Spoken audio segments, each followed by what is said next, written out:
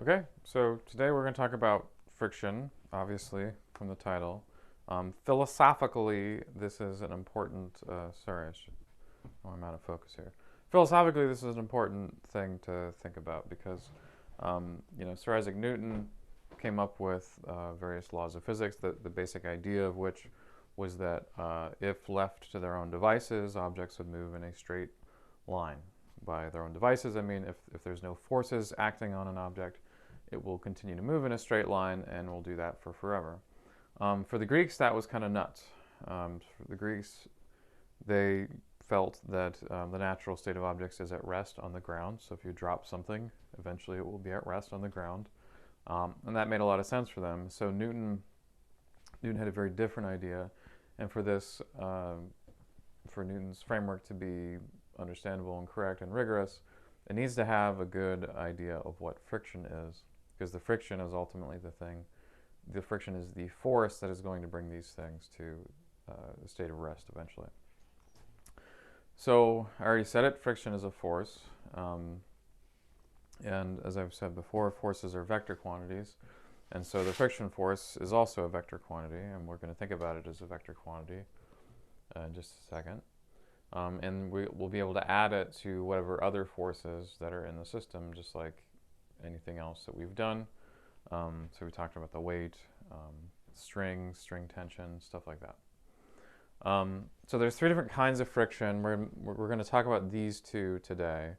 I hopefully will have time to talk about air friction later on in this course, which is part of the reason why we're going to give you guys ping pong balls, by the way. Don't lose your ping pong ball. But we're going to talk about static and kinetic friction today is what we're going to do.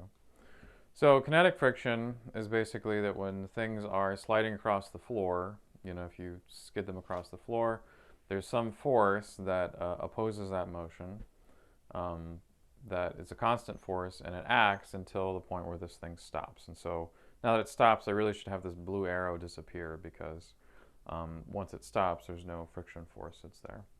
But in any case, there's some initial velocity and so on and so forth. Now the friction force, the kinetic friction force, is, this is what it is. It's some sort of constant. So this is a fancy Greek symbol called mu. And so it is the mu sub k. So I would call this the coefficient of kinetic friction, is what I would call it. And then this thing here is what's called the normal force, which you haven't really talked so much about yet. But we'll get to know it in just a second. So the idea is that when this block is sliding, that there's a weight that's pulling it downwards, but that weight is counterbalanced by the force of the floor on the block.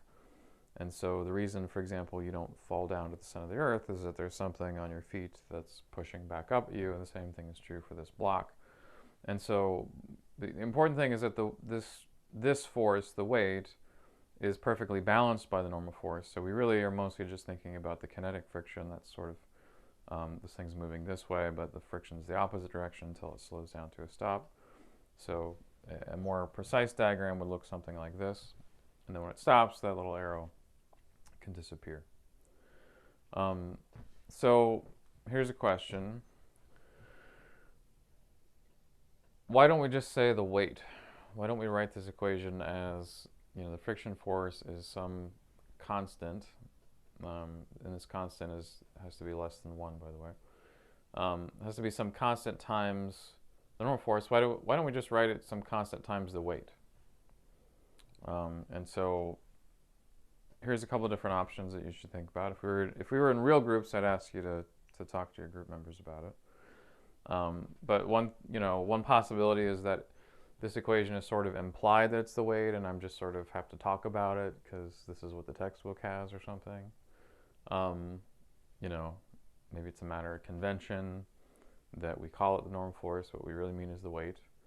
The third option is that there are situations in which the weight and the normal force are different.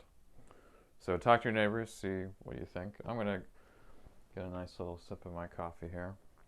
I switched from tea to coffee. There you go. All right, so which is it? Well, Normally when a professor is asking you a multiple choice question and one of the options is longer than the other ones, that's almost always the correct one. So this is the correct one. There are situations in which the weight of the normal force are different. So for example, in the classroom, I often will take a C-clamp. A C-clamp is this big, it looks like the letter C, and it has these sort of like thingies on it that you can turn down and make things tighter and tighter and tighter. And the tighter that you make it, the more friction that it has. And so I like to show that because it's a good example of a situation in which the normal force has nothing to do with the weight. I'll talk about that more in a minute. But here's another thought experiment, which Einstein was fond of. So let's say, all right, so we've got a sliding block in an elevator, and we start the block sliding, towards me, right? But the elevator is also accelerating upwards, and the question is there going to be more friction in this case? Is there going to be less friction, or is the friction going to be the same? Okay, so again, if you were in a group, I would ask you what it is. The answer is that there is more friction in this case, and I'll tell you why, or we'll break down exactly why that is. So the first question, is the weight the same? As this thing is going up in the accelerating elevator, is the weight the same? The weight is mg, right? Is the weight the same? It's tempting to say no. It's tempting to say that, when you're standing on a scale, if you're on a scale on an elevator, the scale would measure that you're more. But that's not actually the right way to think about weight. Weight is the force of gravity on you. So just because this thing is in an elevator that's accelerating upwards, that doesn't mean that the force of gravity is any more or less on this object. So in fact, the weight is the same, but is the normal force the same? Yes or no? Well, the thing to realize here is that because it is accelerating, these forces are not in balance. The normal force is not in balance with the weight. So instead, it has to be a little bit longer, which is why that arrow gets a little bit longer.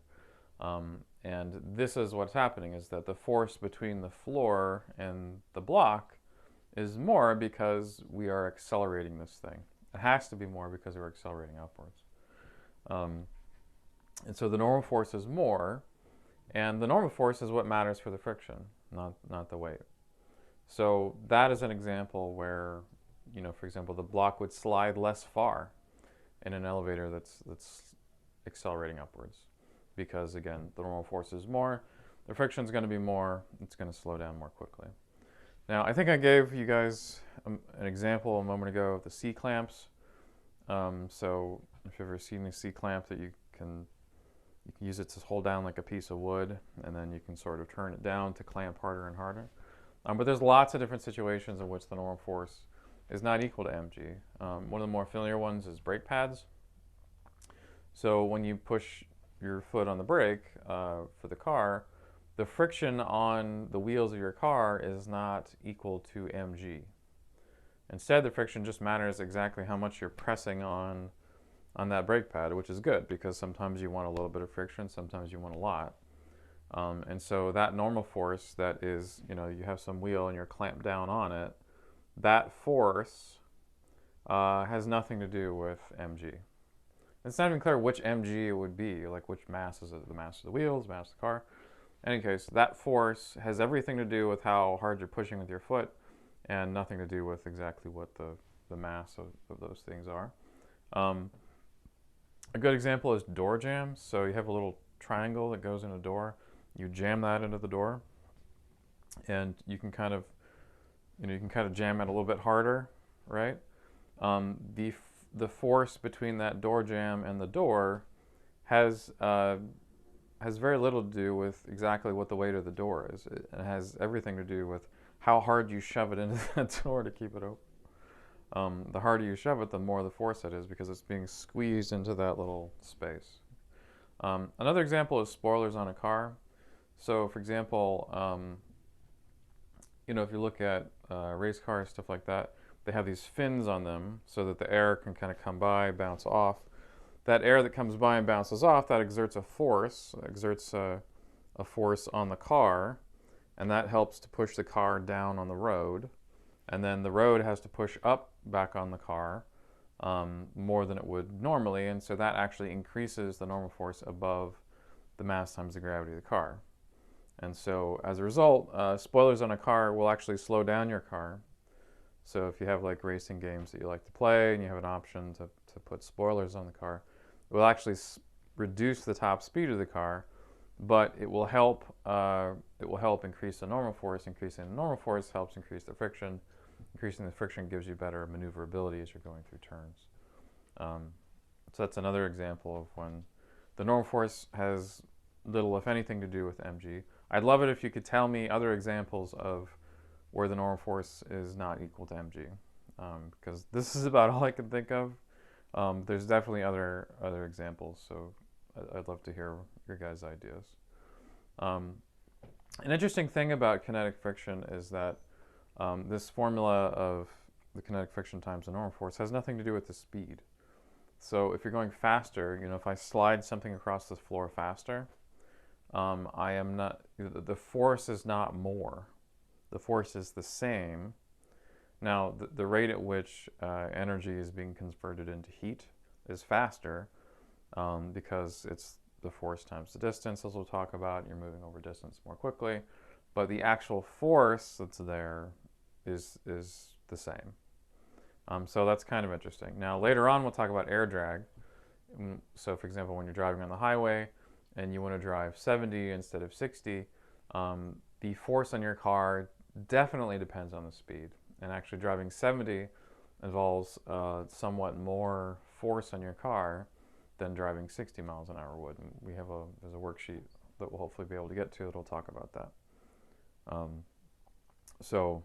right, so kinetic friction does not depend on velocity. Now let's talk about static friction. So static friction comes from the fact that most surfaces are very rough. So this is a dime. So you look at the surface of the dime, pretty much anything. I mean, if I showed you a dime, you'd say it looks smooth, but then if you look at it with a microscope, you can see that there's these little scratches and kind of mountainous things, and everything is a little bit like that, right? So on the ground, there's these sort of mountains and valleys and all these things. And so when you are trying to get something to move, so I'm trying to get this thing to move, what happens is that all those mountains kind of bounce, all those mountains kind of push up against each other until eventually it starts to slide. That's static friction, and that's the basic idea of it. And so this is the equation for static friction. So it's still a force. There's a coefficient here. It's a different coefficient. I'll talk about that in a second. But it's still the normal force here. So for example, if you put more weight on this box, that increases the normal force with the floor, and that makes it harder to slide in a particular direction. Another interesting thing here is that it's an inequality instead of an equal sign, which I'll talk about in a second. So we've been talking about kinetic friction here. So this is a table that's from the book. I forget which part of the book that it is. And then here's the static friction. My favorite one on this thing is the bone lubricated with synovial fluid. And look at how low of friction that is. It's crazy. The thing I want to point out here is that you can feel free to check out these things. I would not want to be the person doing an experiment to measure the coefficient of steel on steel. That does not sound like very fun. But if you notice that all these numbers, they're all, the static friction is all more than or equal to the kinetic friction. I think there's only like one or two in which they're actually equal, but typically the static friction is more. I can't figure out. The Teflon on steel, I guess, is the same. So what that means, and the reason that this column is always bigger than this column is that basically what's happening is that you apply a force. You apply a force on this. I guess we're applying a force on this thing, right? So we're trying to get this trash can to move. So we apply a little bit of force and it doesn't want to move. We apply a little bit more force and it doesn't want to move, right? So we're sort of going we're going further and further on this axis, right? Because we're applying the force. So we apply more and more force, more and more force, more and more force. And eventually we apply this much force or a little bit more, and then it starts moving. But the thing is that when it starts moving, you know, and this axis is the friction sort of pushing back at you. When it starts moving, well, then it's not static friction anymore, right? It's kinetic friction, and so the friction pushing back at you goes from this much down to this much, and the kinetic friction here is what matters because it's moving, right? And so this is part of the reason why the static friction is more than the kinetic friction, is that there's this barrier to overcome as you're trying to get it to move. But once you get it moving, it's not quite as difficult as that initial shove is kind of what's going on there. There's Oscar the Grouch, just for fun. Okay, so let's see. So we're going to talk a little bit about surface area. And one of the things to notice in this equation is that the surface area does not actually appear, which is kind of interesting. So we're going to think about that for a second. So let's say that you're designing a car, and you have to decide exactly how skinny or how thick the wheels are. This is, I don't know if there's bicyclists in the class, but you know, when you're on a bike, some bikes have skinny wheels like this. Other bikes, like mountain bikes, have these big mountain bike tires. And so the question is, should you pick the skinny or thick wheels? And part of the question is basically, do skinny wheels or thick wheels give you more friction? So for example, this thick wheel, you might imagine you get more friction from this thick wheel than from the skinny wheel.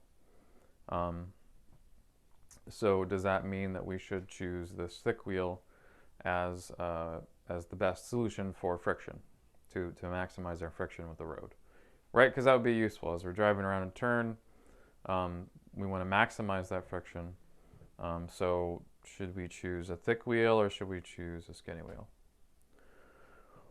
Well, so you should, in a real classroom, you would talk to your group members and try to decide. You know, maybe there's some advantage to skinny wheels or something I haven't said. So in a real classroom, you talk to your group members and think it over. So go ahead and think. Here is the answer. So we're going to talk about this later in the course, but the pressure is the force divided by the area. So there's some force between there's some total force between the road and the tire, right? So there's tires pushing down, the road is pushing up, and then that divided by the area gives you the pressure. So so that'll come up in just a second. Are the weight of these things the same? So this is not so much a question of are the tires the same weight? It's a question of whether the car it's holding up is the same weight, and the answer is yes, right? Because it's the same vehicle. And so if this tire is holding up the same amount of weight as this tire, that means the force divided by the area, that force on the top is going to be the same. But the question is the area touching the ground the same, right? And so we have sort of an area here and an area here. I know I'm showing this all like in 2 dimensions, but you can imagine that there's sort of like an area with the skinny tire and then maybe a bigger area with the thick tire. Yeah, the area with the thick tire is going to be greater, right? So what I can do is I can calculate the pressure. I can say, okay, well, pressure in the skinny tire is going to be the weight that it's holding up divided by this area. And then the pressure in the big thick tire is the weight that it's holding up, which is the same, divided by this much larger area. And so from this we can conclude that the pressure in the skinny tire is much greater. And a random story is that you know, for the skinny tire bikes, you literally do have to pump it up more. You have to pump it up to a much higher pressure than you would, say, a mountain bike tire.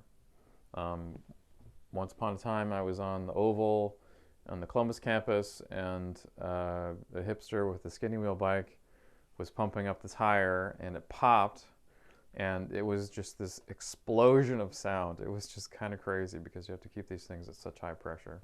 Because the area is so small, all that weight is distributed over a very small area, whereas with the mountain bike tire, it's much more extended. So the pressure in the skinny tire is much larger than it is in the thick tire for holding up the same car. But does any of this matter for the friction? Let's think about that. Okay, so which has more friction? Well, you've got the coefficient of friction times the normal force. And then the normal force is, the force of the road on the tire, right? Pushing up. Well, the force in the tire that the tire is holding up is the weight of the car, or, a quarter of the weight of the car, or half the weight of the bicycle, something like that. The pressure times the area there, if you multiply those two things together, gives you that weight. And so, in a sense, it doesn't really matter what the pressure is. And the same thing down here is that the force that the normal force here between the road and the tire is going to be the pressure times the area, and those two things multiply together to be exactly the same weight. That's, because it's holding up exactly the same amount of car that this thing is. And so at the end of the day, according to this analysis, the friction is actually the same. It does not help you to have a skinny wheel versus a thick wheel in terms of the friction. So there might be other reasons to prefer a skinny wheel or a thick wheel, but the friction is not really one of them. So let's see. So you might want a larger wheel to dissipate heat, for example. You might want a larger brake pad to dissipate heat, but you're not actually increasing the friction necessarily by doing that. It's kind of a paradoxical result. So at the end of the day, the stickiness, and by stickiness I mean the coefficient of friction, matters more than the actual size of the wheel. Now here's an interesting question. Why are there gaps in tires? So this is a tire we've all seen. There's gaps in the middle of it. So relative to this equation, what do these gaps allow you to do? How do these gaps, what purpose do they serve? So again, if we were in a real classroom, you would turn to your group members and you would say, what do you guys think? So think about that for a second. So, all right. The answer is that it is the gaps in the tire are trying to prevent this. So if you have the road here, and then you have water on top of the road, the last thing you want is to have a layer of water between the road and the tire, right? Because then when you write down this, when you go and calculate what the friction would be, the coefficient of friction here is no longer rubber on road. The coefficient of friction is now rubber on water, basically. Rubber on water on road, right? Which is going to be much less. And so the normal force here is still the same as it is, because you're still holding up as much car as you were. But in this case, your coefficient of friction is going to be much less, and so you're much more apt to slide around. So if you put the little grooves in the tire, what that does is that allows the water to kind of go up into there, so that the rubber can kind of sink down and meet the road, and so now the coefficient of friction is more appropriate for rubber on the road. And so that's going to give you much more friction, much more control of the car. It's going to be much safer.